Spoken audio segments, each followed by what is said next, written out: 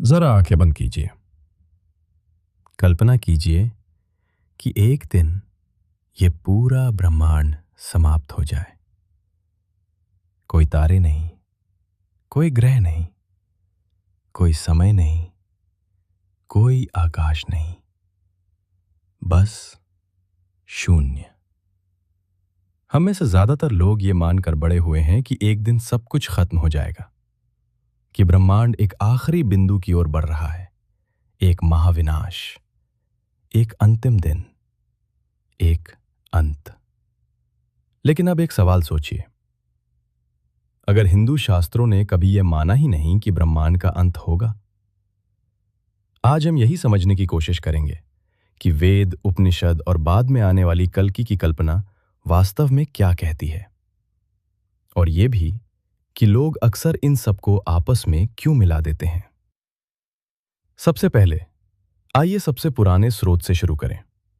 हिंदू विचारधारा की सबसे पुरानी परत है ऋग्वेद। और यहां एक बात लगभग सभी को चौंकाती है। वेदों में कहीं भी ब्रह्मांड के अंत का वर्णन नहीं है। कोई प्रलय दिवस नहीं, कोई आखिरी आग नहीं, कोई सब कुछ हमेशा के लिए खत्म नहीं। वेद एक बिल्कुल अलग सवाल पूछते हैं। सृष्टि से पहले क्या था? ऋग्वेद का एक सूक्त है, नासदीय सूक्त। यह कहता है, सृष्टि से पहले न सत था न असत, न मृत्यु थी न अमरता, न दिन था न रात। यहां तक कि देवता भी सृष्टि के बाद आए। और फिर एक पंक्ति आती है जो आज भी रोंगटे खड़े कर देती है। शायद सबसे ऊंचे आकाश में बैठा साक्षी भी ये नहीं जानता कि ये सब कैसे शुरू हुआ। सोचिए, अगर सृष्टि की शुरुआत ही पूरी तरह जानी नहीं जा सकती, तो उसके अंत को एक निश्चित घटना कैसे माना जाए? वेदों के लिए वास्तविकता सीधी रेखा नहीं है। वो एक लय है, एक चक्र है, एक ताल है। अब हम आते हैं उपनिषदों की ओर। उपनिषद एक अलग ही दिशा में जाते हैं। वे ये नहीं पूछते कि ब्रह्मांड का क्या होगा। वे पूछते हैं, वास्तव में वास्तविक क्या है? उपनिषद कहते हैं, शुरुआत में केवल सत था, एक अद्वितीय। सृष्टि को न तो विस्फोट कहा गया, न निर्माण। उसे कहा गया प्रस्फुटन। समुद्र और लहरें, लहरें उठती हैं, लहरें शांत हो जाती हैं, लेकिन समुद्र समाप्त नहीं होता। बृहदारण्यक उपनिषद और आगे जाता है। वो कहता है, ये आत्मा आदि से ही ब्रह्म थी। इसका अर्थ बहुत गहरा है।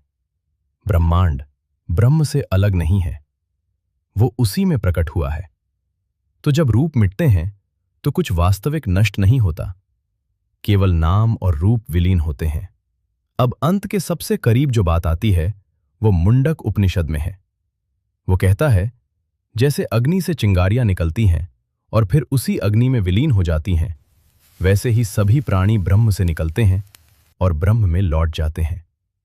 ध्यान दीजिए, अग्नि बुझती नहीं, चिंगारियां नष्ट नहीं होती, केवल उनका अलग अस्तित्व समाप्त होता है।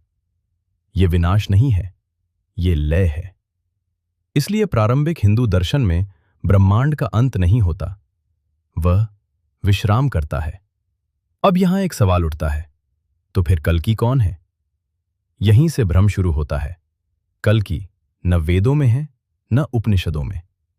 वे बाद के ग्रंथों में आते हैं, जैसे विष्णु पुराण और भागवत पुराण। और ये अंतर बहुत महत्वपूर्ण है। पुराण अनंत सत्य की बात नहीं कर रहे, वे मानव समाज की बात कर रहे हैं। कल्कि का आगमन होता है कलयुग के अंत में, जब सत्ता भ्रष्ट हो चुकी होती है, सत्य कमजोर पड़ चुका होता है, धर्म लगभग लुप्त हो जाता है। कल्कि आते हैं अधर्म को नष्ट करने। लेकिन यहां सबसे जरूरी बात सुनिए, कल्कि के बाद पृथ्वी बनी रहती है। मनुष्य रहते हैं, समय चलता रहता है, एक नया सतयुग शुरू होता है, तो क्या समाप्त होता है?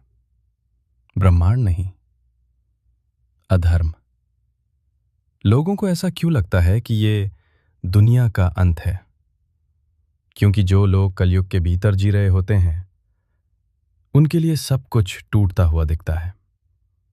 राज्य गिरते हैं, व्यवस्थाएं बिखरती हैं, पुरानी पहचान मिटती है। अंदर से ये अंत जैसा लगता है, लेकिन दर्शन कहता है ये रीसेट है, शटडाउन नहीं। उपनिषद अनंत की बात करते हैं, पुराण इतिहास की। कोई विरोध नहीं, केवल गहराई का अंतर। और अब सब कुछ एक पंक्ति में स्पष्ट हो जाता है।